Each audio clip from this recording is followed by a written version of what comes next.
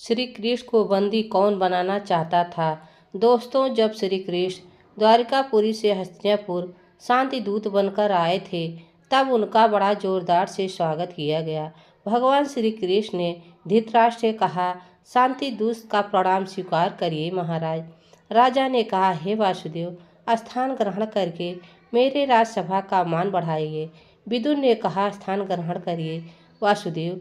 तब भगवान पितामह से प्रणाम किया।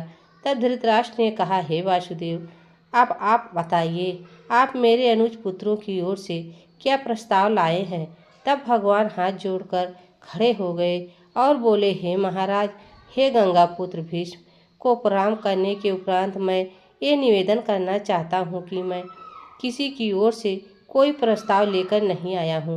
मैं तो स्वयं अपनी ओर से आया हूँ और अपना ही प्रस्ताव लाया हूँ, परंतु यह विश्वास अवश्य दिलाता हूँ कि जो कुछ मैं स्वीकार कर लूँगा उसे स्वीकार करने में पांडव संकोच नहीं करेंगे।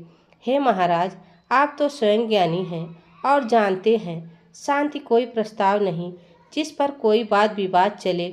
शांति एक आवश्यकता है। युद्ध में पराजय तो एक ही की होती है, किंतु दोनों की तरफ से लड़ने वाले योद्धा वीर गति को प्राप्त होते हैं। इस राजसभा में गंगा पुत्र भीष्म जैसे ज्ञानी और महात्मा उपस्थित हैं, कृपाचार्य जैसे विराजमान हैं, द्रोण जैसे विराजमान हैं।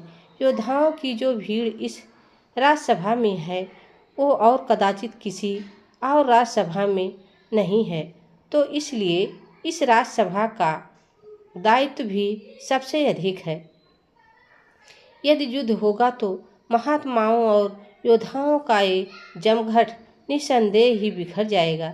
हे महाराज, यदि ऐसा हुआ तो इतिहास इन आंसुओं का उत्तरदायी आपको ठहराएगा, जो इस महायुद्ध के उपरांत बहाए जाएंगे। श्री कृष्ण ने कहा, हे नरेश, आप भरत वंशज हैं। आपके पास धर्म की धरोहर है, मर्यादाओं का धरोहर है, इसलिए कि ख्याति है।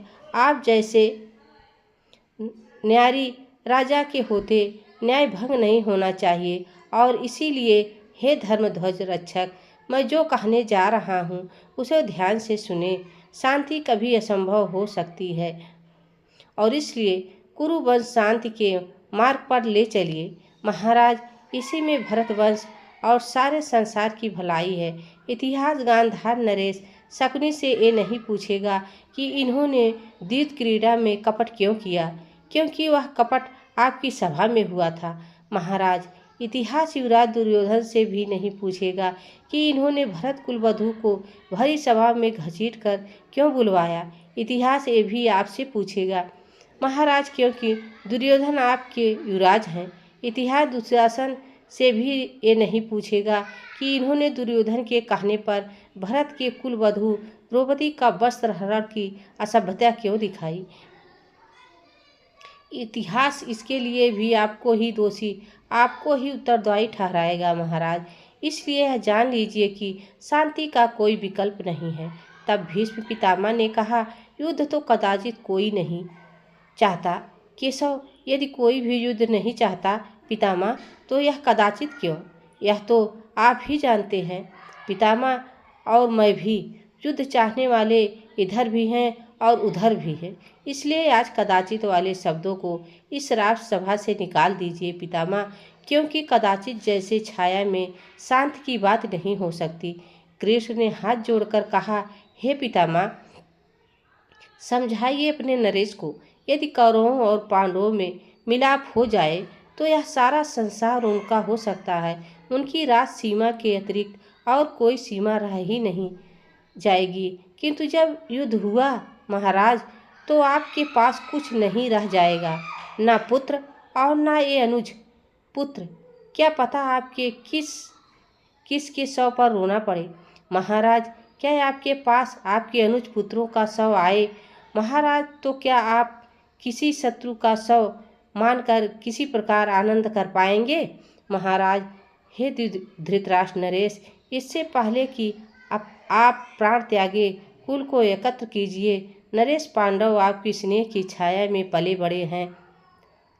आपके स्नेह और आशीर्वाद पर आज भी उनका उतना ही अधिकार होगा होना चाहिए, इसलिए हे धर्म ध्वज रक्षक, इंद्रप्रस्थ उन्हें लौटा दीजिए। दुर्योधन ने कहा, वासुदेव, मुझे यह शांत प्रस्ताव स्वीकार नहीं है। पितामह ने कहा, सोच तो लो पुत्र।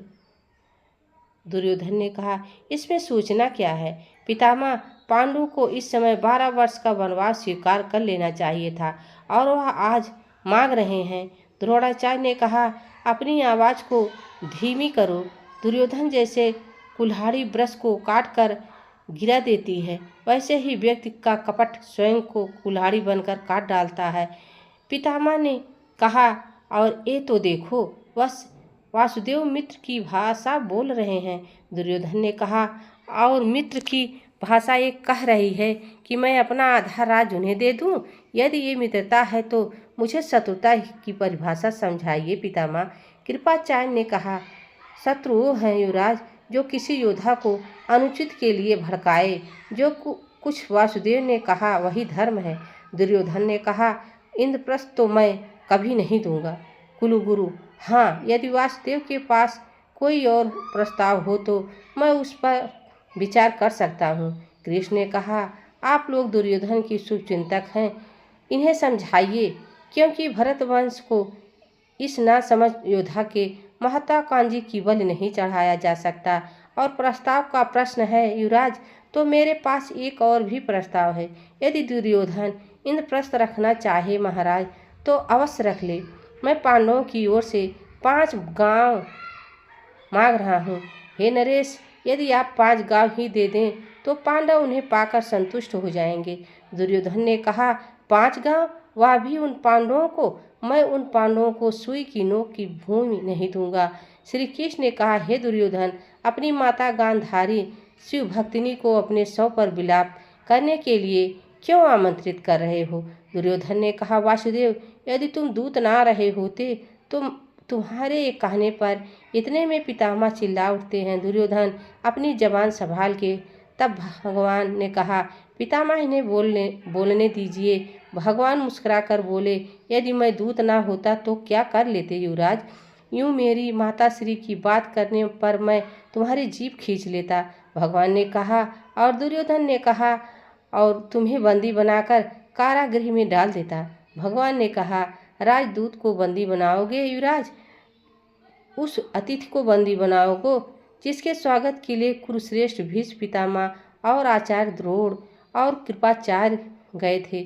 हे अहंकारी दुर्योधन, यदि हमें बंदी बनाना चाहते हो तो अवश्य प्रयत्न करके देख लो। यह कहकर भगवान श्री कृष्ण जाने लगे। तब दुर्योधन चिल्लाकर बोला, सैनिक, इस ग्वाले को बंदी बना लो। तब भगवान ने अपना चतुर्भुज रूप धारण कर लिया और वह जितने लोग थे सब अपना मस्तक झुकाकर खड़े हो गए। विश्व रूप दिखला रहे विशंबर भगवान, आंखें जिनके पास हो ले इनको पहचान। दोस्तों, यह वीडियो आप सबको कैसी लगी कमेंट में ज़रूर बताना। चैनल पर नए हो तो लाइक सब्सक्राइब ज़रूर करना।